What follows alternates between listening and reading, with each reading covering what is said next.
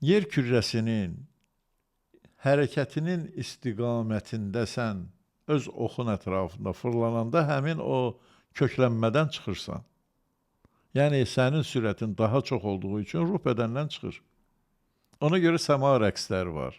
Səmazənlər 7 nəfər düşür ortaya, biri günəş olur, şəms, o birilər də ki, digər səyyarələri, yəni planetləri simvolizə eləyən səmazənlər olur. Fırlana səma rəqsini icra eləyə onlar ruhlarını bədənlərindən çıxarıb kosmosa göndərirlər. Türkiyədə var belə fırlanan rəqs Türkiyədə var, eləyirlər. İranda da var, səmazən bilməm. deyirlər də, səma rəqsləri. Saat yarım çəkir təxminən.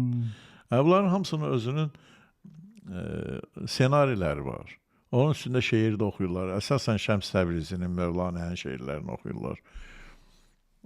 Hərəkət eləyə ruhları qalxır kosmosa. Orada kosmosda nə səs eşidirlər, hansı informasiyanı alırlar. Enən kimi, ruhlu bədəni qayıdan kimi çəkilirlər öz hücrələrinə, başlayırlar həmin informasiyanı izah eləməyə.